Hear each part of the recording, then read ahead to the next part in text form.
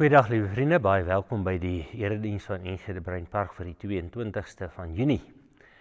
Ja, dis Junie maand, dis winter by ons dink nie aan tuin maak nie, maar kom ek vra jou gou die vraag, het jy al so 'n bietjie gedink, waar gaan jy volgende jaar dalk in jou tuin 'n nuwe boom plant, of 'n bietjie struike aanplant, of een of ander nuwe potplant in 'n pot neersit? Dis nogal 'n ding wat mens moet oordink. Waar plant jy hom? Watse plant jy? Wat wil jy met hom bereik as hy daar so staan? Moet hy mooi lyk? Moet hy vrugte dra? Kom ons dink daaroor. Baie welkom, liewe vriende. Ons gaan vanmôre saam lees uit Psalm 1, maar so 'n stukkie agtergrond.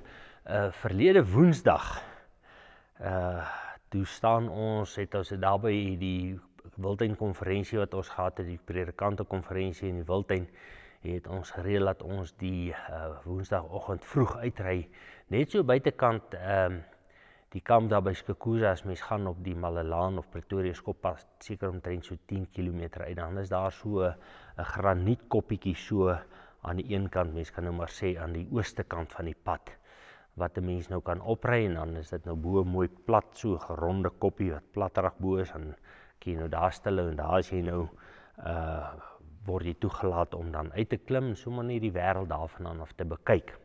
Nou, ons was redelik vroeg daar met die doel dat ons wil nie daarbo gaan by mekaar kom, en dan is daar al 'n klomp mense, en ons wou 'n bietjie stilte tyd en tyd saam met die Here daar deurbring. En dit was heerlik, was nogal bietjie kouerig, want toe ons daar opkom is dit net so hier 6:00 se kant, die kim word rooi en dit is lekker koud, en daar's so 'n vars windjie wat waai, maar dit was 'n belewenis. Die persoon wat toe voorgaan sê vir ons moet Psalm 1 lees. Of sy lees hom eintlik voor, dit was so 'n bietjie 'n meditatiewe geleentheid, was sy eintlik 2 keer mooi stadig voorlees en ons hom weer kon lees. En ek gaan hom vanmôre ook so vandag vir ons hierso lees, en dan gaan ons 'n bietjie praat, want toe sy hom so vir ons so 'n paar keer gelees het, toe sê sy maar, nou moet jy 'n paar gedagtes kry, en terwyl die mens so staan en kyk oor die ou wildtuin na onder, en die mens dink aan hierdie Psalm, kom dan mos maar nou allerlei gedagtes by mens op. En nadat hierdie gedagtes by mens opgekom het, toe sê die een wat fasiliteer, maar ons moet nou 'n maat kry, 'n vriend wat jy glad nie ken nie, stel jou voor, en dan sê julle net 'n bietjie vir mekaar, wat het julle vandag in hierdie Psalm beleef? Wat het by julle wakker geword? En ek gaan vanmôre vir julle 'n bietjie deel wat tussen my en die vriend van my daar wakker geword het. Die lekker van die psalms is, die psalms is digterskuns, dis digkuns, dis met ander woorde gedagtes wat die psalmskrywers neerskryf, nie om 'n vreeslike teologiese waarheid op die tafel te sit nie, maar om iets te verwoord van hulle belewenis, van hulle verhouding met God, hierdie besig wees met God se verhouding, en hy met jou, en al die gedagtes, emosies en waarhede wat 'n mens langs die pad kry. En daarom sê julle sien in die psalms ook word daar baie keer beelde gebruik om iets te probeer uitdruk van wat in 'n mens se verhouding met God aangaan in jou geestelike lewe of in jou lewe op daai oomblik. So kom ons lees Psalm 1 saam.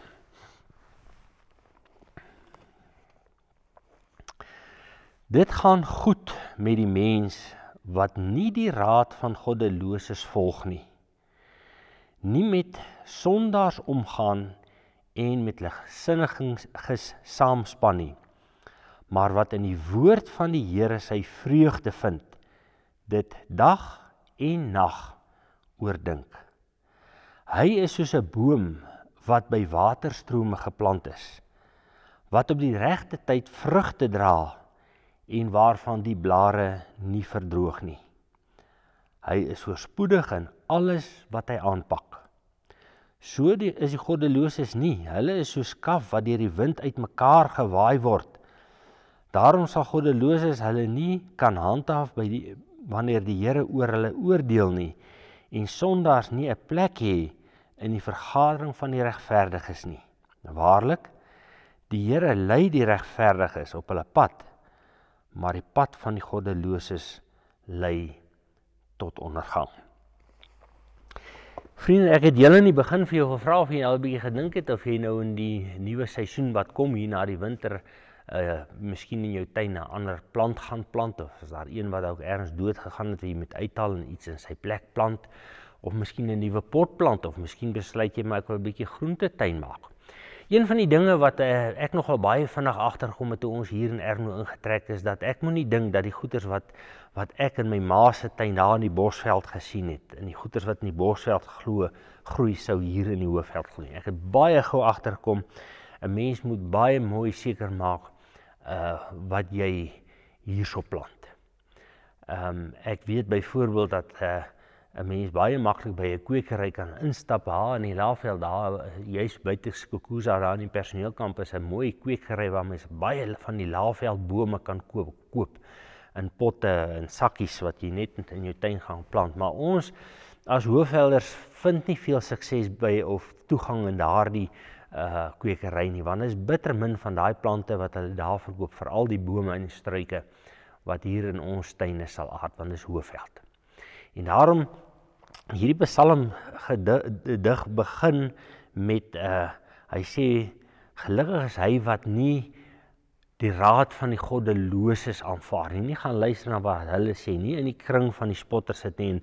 En daarmee begin die psalmdigter eintlik, en hy sê, ons lewe is maar baie soos 'n plant wat ergens geplant moet word, en 'n mens moet seker maak dat jy die regte plant op die regte tyd plant, en ook dan op die regte plek.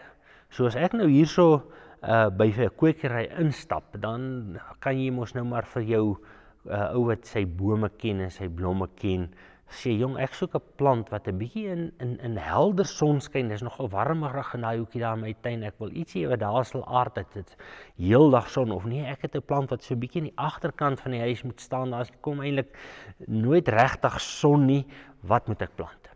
Dan aanvaar ons sy raad. Maar as jy iemand se raad vra wat in die eerste plek niks weet van plante nie, of iemand wat sommer net hierdie plant aan jou wil afsmeer ten alle koste en nie omgee vir jou nie, dan is dit soos die raad van die goddelose. Hy wat nie regtig omgee wat met jou vorentoe gebeur nie eers omgee wat met sy eie lewe gebeur nie, so die raad en die lewenswyse is so dat as ek by hierdie ou raad vat, of sy lewenswyse navolg, dan moet ek weet, dan gaan ek wees soos 'n plant wat op 'n verkeerde plek geplant is. Hy gaan net nie daar aard nie. Hy gaan in die eerste winter of die eerste somer gaan die natuurelemente hom vang. Maar dan kom die psalmdigter, hy sê, maar iemand wat hom in 'n verhouding met God en met die woord van God word veral hier uitgelig, daarmee besig hou, is soos 'n boom wat geplant is by waterstrome. Die woord van God, die omgang met God en sy woord, is soos 'n waterstroom vir 'n boom. Nou kom ons terug by die Kreerwiltuin, daar waar ons op die koppie staan het, kon ons ongelukkig nou nie die rivier sien nie, maar as jy so afgekyk het van die koppie af, kon jy duidelik sien waar is daar dele in die gebied om die koppie wat duidelik meer vochtig is. Daar staan sommer so groenry boompies, is nie noodwendig soveel groter nie, maar hulle is groen. Terwyl die ander goeders al bietjie blare verloor het, net daai bietjie ekstra vog. Nou kom die psalmdigter en hy sê, maar iemand wat die woord van die Here lees en dit oordink en dit laat insak in sy hart, kan mens maar sê, is soos 'n boom wat by waterstrome staan en hierdie vog opdrink. En hy dra blare en hy dra vrugte. Nou gaan ek so 'n bietjie met julle deel in die gesprek van die goeie vriend van my, toe ons nou so 'n bietjie elkeen ons gedagtes op die tafel sit, toe daar 'n paar interessante dinge op die tafel gekom, want 'n mens dink nou mos, maar terwyl jy daar so staan, nou nie altyd so met die teologiese handboek in die hand nie, jy so 'n bietjie oorgegee aan dit wat die psalm vir jou 'n aanvoeling van gee, en as jy die natuur daaronder so sien, dan praat hierdie psalm 'n bietjie op 'n nuwe manier. Die vriend van my, hy het nog baie interessante opmerking gehad. Een van sy opmerkings was, dat hierdie boom wat die vrugte dra, en wat sy blare op ouend ook voeding vir die diere is, kan nie kies wie aan sy blare kom eet nie. Dit was my 'n mooi gedagte, né? En dit kom nou nie so sterk in die psalm na vore nie, maar die feit van die saak is, as ek en jy soos 'n boom in hierdie wêreld vrugte dra of blare het wat voedingswaarde het, as ons raad en ons teenwoordigheid, ons hier wees, ons betrokke wees in die samelewing, ons betrokke wees tussen mense, ons opvoeding van ons kinders, soos vrugte is, dan is dit soos wat 'n mens nou maar daar in die Kreerwiltuin sien, as dat dikwels van daai ou vruggies, wat nou nie, in ons lande kort ons dit af, en hierdie goed word geoes, en dit gaan na spesifieke markte toe, maar daar is dit free for all. En dit is eintlik 'n wonderlike gedagte, dat God my en jou plant op 'n plek, en ons gaan nou oor die plek praat, maar eers om daar vrugte te dra, en ek kan nie kies noodwendig wie van my vrugte eet nie, want ek weet nie wie almal onder deur hierdie boom kom nie, wie hier kom eet nie. Maar my verantwoordelikheid is nie om te kyk wie onder deur die boom kom nie, maar om die blare te hê, soos hier staan, wat nie verlep nie, en die vrugte gee op sy tyd. Dit bring my by die volgende ding, wat hierdie persoon gesê het. Hy het gesê, 'n boom kies ook nie waar hy geplant wil wees nie. En dit is nou maar waar van, ek dink omtrent alle bome. Ek en jy wat goed in ons tuin plant, ons besluit, ons wil hier 'n koelteboom hê, of ons wil daar 'n boom hê wat bietjie mooi lyk, en ons wil daar 'n blom hê, en wat ook al, ons kies. Selfs in die natuur, daai ou saadjie waai, of hy word op 'n manier versprei in die natuur deur die diere wat hom ronddra, en daar waar hy val, en op die regte tyd reën kry, daar kom hy op. En tog kom die psalmdigter en sê, weet jy wat, in 'n sekere sin kan ek en jy kies om by 'n waterstroom te wees. Dit wat bome nie kan kies nie. Ons kan kies, en dan is ons soos 'n boom wat by waterstrome geplant is. Met as, in 'n sekere sin, as ons in die praktyk van die lewe kyk, dan is ek en jy in 'n besondere bevoorregte posisie, veral ons wat in Christelike huise groot geword het. Ons het eintlik langs die waterstroom gebore geword. Ons het daar geval, ons het daar opgekom, want ons ouers het vir ons Bybel gelees. Hulle het ons vertel van die Here. As jy sommer nog jonk is, het ma en pa vir jou 'n kinderbybel gegee, en het uit die kinderbybel uitgelees, en later 'n groter Bybel. Jou blootgestel aan die leer van die Bybel, en sy woord oordink. En dit is wat die psalmdigter sê, jy is soos 'n boom wat by waterstrome geplant is. Maar dit is baie belangrik dat die psalmdigter ook sê, ons moet hierdie woord oordink, bepeins. En dis dikwels ek dink waar ons en bome verskil. Ek en jy kan met die Bybel hier op ons bedkassie hê. Ek kan hom elke aand rondskuif om plek te maak vir my selfoon, of vir wat ook al daar moet lê. Maar as ek hom nie lees nie, en as ek hom nie oordink nie, dan is ek soos 'n boom wat se wortels nie wil water optrek nie, wat daar iets mee fout is. En miskien is dit hoekom die eerste paar versies ons waarsku in hierdie gedeelte van die raad van die goddelose, die invloed van ander mense, die invloed van ander dinge. Want bo oor hierdie woord wat op my bedkassie lê, wat soos 'n stroom reg langs my is, kan daar ander dinge wees wat vir my belangriker is. Ek spandeer ure op my selfoon in die dag, maar niks in die woord van die Here. En dan is ek letterlik soos 'n boom wat by waterstrome geplant is, maar ek skiet my wortels uitdeur na die droë grond toe. En daarom moedig die psalmdigter ons aan, nie net om by die boom geplant, by die strome geplant te wees nie, soos wat die psalmdigter eintlik veronderstel, dat 'n boom in sy aard sal uitgaan om water in te trek. Sê eintlik vir ons, julle is ook so. In julle diepste wese is julle na die beeld van God geskep, en is daar ook in jou 'n stuk geestelike behoefte wat gevoed moet word. En dit kry jy nie noodwendig net op die selfoon of deur ander boeke te lees nie, maar staan hier deur die woord van die Here te oordink dag en nag, gereeld, voortdurend, dat dit jou lewensbeginsel word. Met ander woorde, as ek uitgaan om vrugte te dra in die wêreld daar buite, dat hierdie vog wat ek uit die grond uit opgetrek het, die waarhede in die woord van God, die leer in die woord van God, dat hierdie vog eintlik gestalte kry ook in my vrug wat ek in die wêreld indra. Kom ons onthou dit. Ons is geplant deur die groot genade. Ons wat in die kerk groot geword, ouers het by die Here, ons is geplant by waterstroom. Maar ek en jy kan kies of kan beïnvloed word of ons hierdie water gaan opneem en of ons dit nie gaan opneem nie en op die ouend ons blare laat verwelk. Die volgende punt wat toe ook na vore toe gekom het in hierdie gesprek van die boom wat by waterstrome gedra het, is die hele gedagte van vrug dra, né? Daai vrug, nou alle bome dra nie vrug nie, maar alle bome het daarom 'n manier van saad en vrug is eintlik maar die plek waar die saad van die boom omsetel. En party bome deur die manier wat God hulle gemaak het of ontwikkeling daarby uitkom om te besef, maar as ek my saadjie daarom nou hier in 'n baie lekker vruggie versteek, dan hoef dit die wind om nie te versprei nie. Hier kom 'n dier om eet en hy gaan hom insluk en hy gaan hom daar ergens ver hiervandaan af uitmis en daar gaan ek weer verder groei. So ek het 'n ander manier van verspreiding. Ander bome gebruik weer die wind of ander maniere om hulle saad weg te kry. Maar in die vrug is daar vir ons denkraamwerk in die doel van die Psalm hierdie gedagte van voeding in die eerste plek. Die gedagte van hier is iets wat ek tot beskikking van die mense of in 'n boom se geval die diere hier rondom my stel vir hulle oorlewing of selfs vir hulle skaduwee, hulle versorging, hulle vertroeteling.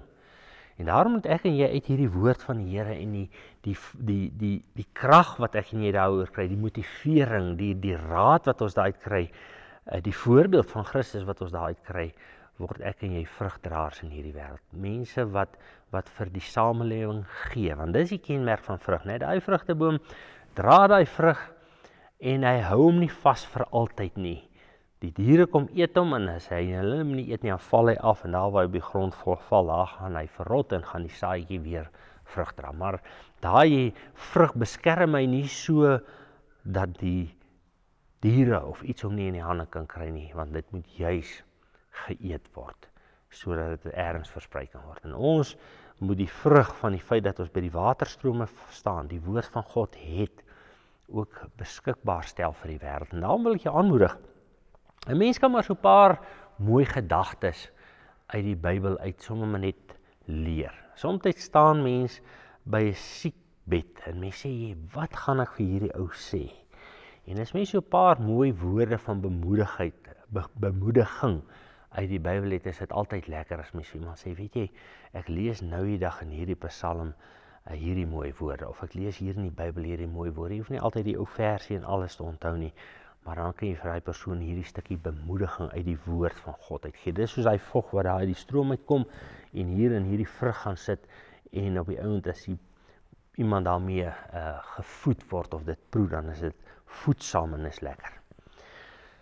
Die ander waarheid wat ons ook sien is die boom se blare wat nie verdroog nie. Met ander woorde, hy is hierdie boom wat sy blare vertoon en wat gesond is en wat ook dan, deurdat dit nie verwelk of afval nie, dan ook skade bied. Maar ons weet in die moderne tyd wat ons leef ook dat hierdie blare wat gesond is en vervolgens ook fotosinteer, 'n deel van hierdie hele lewensproses word. En daarmee wil die psalmdigter maar net sê, as ons die woord van die Here lees, dan is ons letterlik soos 'n boom wat by waterstrome geplant is. Ons dra nie net vrug nie, ons blare is gesond, ons groei is gesond. Ons is tot voordeel van die omgewing daar, ons gee skaduwee, ons fotosinteer, ons stel suurstof vry, ons gee vrugte vir die diere rondom ons en vir die mense en vir almal. Dis die gevolg, en daarom, liewe vriende, om die woord van die Here te oordink en te bepeins, is tot voordeel van jouself, maar ook, want 'n boom kies nie waar hy geplant is nie, tot voordeel van almal wat jou paadjie kruis. En daarom, my liewe vriend, kan ek en jy dalk maar redelik in hierdie wêreld deurgaan en 'n ou droë stomp wees, wat niks het nie, wat niks dra nie, wat nie blare het nie. Of ek en jy kan 'n boom wees wat by waterstrome is, wat in hierdie wêreld iets beteken. En daarom wil ek jou aanmoedig, kom ons lees weer die Psalm, hoor hoe mooi beskryf die Psalm dit. Hy sê, dit gaan goed met die mens wat nie die raad van die goddelose aanvaar nie, of volg nie, nie met sondaars omgaan nie, en nie met geligsinniging saamspan nie. Ek wil in die simboliek van die boom sê, dis is 'n boom wat nie daarop uit is om gifstowwe in te neem of verkeerde siektes te kry nie, maar wat dit beveg met sy immuniteitstelsel. Maar wat in die woord van die Here sy vreugde vind, dit dag en nag oordink. Hy is soos 'n boom wat by waterstrome geplant is, wat op die regte tyd vrug dra. Die regte tyd, die regte dinge sê, die regte dinge doen, en waarvan die blare nie verdroog nie. Hy is altyd groen, hy is altyd reg. Hy is, en hier staan dit, voorspoedig in alles wat hy aanpak. So is die goddelose nie, maar hulle is soos kaf wat deur die wind uitmekaar gewaai word. Is dit nie 'n ander beeld wat ons ook maar moet verstaan nie? Ons praat nou van die mooi kant, maar daar's ook hierdie kaf. Nou ons weet wat is kaf. Kaf is daardie oorblyfsel as 'n mens nou byvoorbeeld koring sou wan en die saad sou uithaal, dan bly daar altyd doppietjies en goedjies wat rondom die sade was agter en stukkies blare of van die plant of stingeltjies, en dis die kaf wat deur die wind uitmekaar gewaai het. Dink aan die beeld van iemand wat byvoorbeeld iets soos boerkoring wat bietjie gewig het nou moet uitwan. Dis die woord vir die kinders wat nie weet wat beteken 'n mens sit 'n bietjie waar daar 'n windjie waai en hou hierdie saad en gooi dit so 'n bietjie af met uit 'n sak of uit 'n skepding uit. En terwyl die saad so grondval, hulle is die swaarste, dan kom die windjie en hy waai hierdie kaf weg. Hierdie saad kom dan skoon op die grond en dit word op die ou en die kos en die kaf word eenvoudig weggewaai. En nou sê die Bybel, as ons in die kring van die goddelose is, as ons hulle raad aanvaar, as ons hulle leefwyse omhels en saam met hulle dinge begin doen, dan word ons soos hierdie kaf wat weggewaai word. Niemand eet dit nie, niks eet dit nie. Dit lê net oral daar op plekke en dit op die einde van die dag het dit geen bydra nie, dit vergaan.